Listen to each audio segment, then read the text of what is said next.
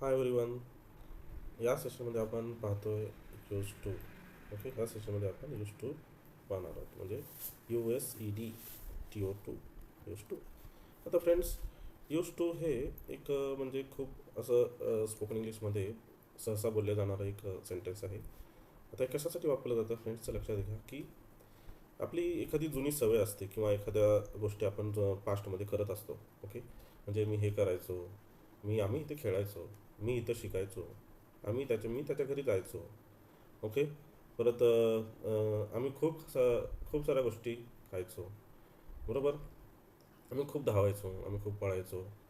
Okay, म्हणजे सहसा आपण बोलत असताना स्पोकन इंग्लिशमध्ये आपल्याला हे अशा प्रकारचे सेंटेन्स आपण नेहमीच बोलत असतो की आम्ही हे करायचो, ते करायचो, जायचो, यायचो, बसायचो. ओके, तर त्याच्यासाठी काय यूज केलं जातं तर फ्रेंड्स इथे लक्षात घ्या, यूज टूचा यूज केला जातो. ओके, आता त्याचं एक सिंपल लक्षात घ्या, फॉर्म्युला इथे लक्षात घ्या. त्याचं सब्जेक्ट आहे, त्याच्यानंतर यूज टू आहे, यूज टूच्या नंतर व्हीच वनचा यूज केलेला आहे फ्रेंड्स, आणि बाकीचं जे पार्ट आहे तो रिमेनिंग पार्ट किंवा ऑब्जेक्ट वगैरे वॉटेवर तुम्ही काय म्हणू शकाल ते तुम्ही तिथे एड करू शकता.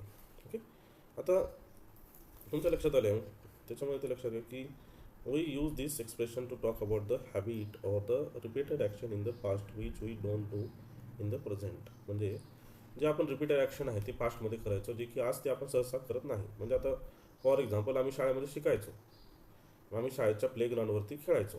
ओके, स्कूलमध्ये असताना तुम्ही खेळायचात, शाळेत असताना शिकायचात, किंवा कॉलेजमध्ये तुम्ही लेक्चरला बसायचात. ओके, तर त्या गोष्टी आता तुम्ही त्या पास्टमध्ये करून झालेल्या आहेत, तर आता तुम्ही सध्या त्या काय करत नाहीत. म्हणजे हे इथे सांगायचा प्रयत्न केलेला आहे फ्रेंड्स इथे. ओके. ओके, आता आता हे जमवण्यासाठी थोडंसं सेंटेन्स बघूया, म्हणजे तुमच्या लक्षात येऊन जाईल कशा प्रकारे आणखी कसं बोलायचं आहे ते. जसं की I use to swim in the pond. I use to swim in the pond. मी तलावात पोहायचो किंवा मी तलावात पोहायचे. ओके, म्हणजे इथे बघा, तलावामध्ये आम्ही पोहायचो किंवा पोहायचे. ओके, आता पोहायचे हे मुलीसाठी किंवा लेडीजसाठी आपण यूज करतो, आणि पोहायचो हे मुलांसाठी वापरलं जातं, ते मुलं म्हणतात असं सिम्पली आपल्याला माहिती आहे. तुम्ही तुमच्या पद्धतीने ते अर्थ घेऊ शकता. जसं की I use to work as a salesman. म्हणजे मी सेल्समॅन म्हणून काम करायचो किंवा मी सेल्स म्हणून काम करायचे. Anand use to go out with his friends. Anand काय करायचा, आनंद त्याच्या मित्रासोबत बाहेरगावी जायचा. He use to play football with us. तो आमच्यासोबत फुटबॉल खेळायचा. ओके, तो त्याची सवय होती, म्हणजे तो खेळायचा आमच्यासोबत, तो यायचा, म्हणजे खेळायचा आमच्यासोबत. He use to play football with us. We use to go there at every evening. आम्ही दर इव्हनिंगला, म्हणजे प्रत्येक इव्हनिंगला किंवा आम्ही रोज संध्याकाळी तिथे जायचो. She use to study history. ती इतिहासाचा अभ्यास करायची. I use to have love her very much. म्हणजे मी तिच्यावर खूप प्रेम करायचो.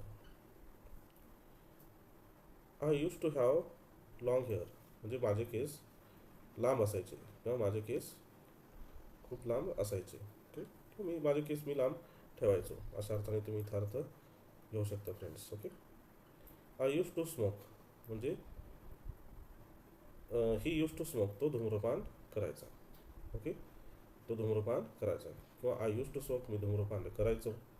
ओके, अशा प्रकारे तुम्ही इथं अर्थ घेऊ शकता, सेंटेन्स बनवू शकता. ओके, परत they use to live in India. ते भारतात राहत असत किंवा ते भारतात राहायचे. म्हणजे असं तुम्ही अशा प्रकारे फ्रेंड्स तुम्ही यूज टूचा यूज करून सेंटेन्स बनवू शकता. म्हणजे तुमची सवय जी आहे जुनी, ती सवय किंवा एखादी गोष्ट आहे ती तुम्ही इथं सांगू शकता. सोपं आहे फ्रेंड्स, काय जास्त आवड नाही, आणि हे स्पोकनमध्ये नेहमी यूज होत असतो, त्याच्यामुळे हे आपल्याला चांगल्या प्रकारे समजून घ्यायचं आहे. ओके, आता इथे बघा, काही वेळेस जे आहे ते क्वेश्चन्स विचारले जातात. जसं की क्वेश्चन्समध्ये इथे आपण did you use to be a teacher. तो शिक्षक होतास का किंवा होता का, किंवा did he use to study French. तो इंग्रजी शिकायचा का. अशा प्रकारे आपण इथे क्वेश्चन इथे बनवू शकतो फ्रेंड्स, म्हणजे डीडचा यूज करून इथे. कारण हे तुमच्या लक्षात येत असेल की एखादी पास्टमधली सवय आपण सांगतो यूज टू म्हणून, त्याच्यामुळे इथं आपण डीडचा यूज करून क्वेश्चन बनवलेले आहे, आणि डीडचा यूज हो सिम्पल पास्टमध्ये होत असतो, हे आपल्याला माहीत आहे फ्रेंड्स, तेच इथे यूज झालेलं आहे. ओके, म्हणजे अशा प्रकारे तुम्ही जे आहे क्वेश्चन इथे बनवू शकता. ओके, त्याचबरोबर आता जे निगेटिव्ह सेंटेन्स जे आहेत ते आता थोडंसं लक्षात घ्या. इथं she did not use to like chocolate but she does now.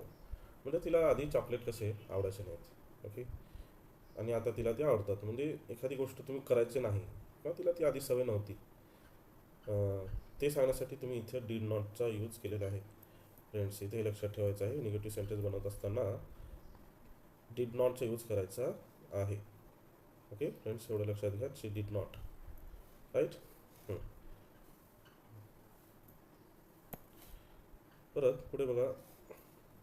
I did not use to want to have the nice house. मला चांगलं घर घ्यायचं नव्हतं किंवा माझी इच्छा नव्हती, असं इथे म्हटलेलं आहे फ्रेंड्स. तर इथे लक्षात घ्या की एखादी गोष्ट तुम्हाला निगेटिव्ह सेंटेन्स बनवायचा असेल तर डिड नॉटचा यूज करून तुम्ही इथे सेंटेन्स इथे बनवू शकता, आणि क्वेश्चन विचारत असताना डिडचा यूज करून तुम्ही क्वेश्चन इथे बनवू शकता.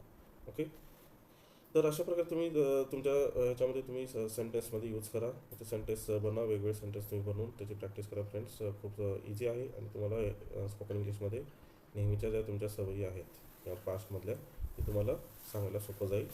ओके, तुम्हाला हे सेशन आवडलं असेल अशी आशा करतो. थँक्यू.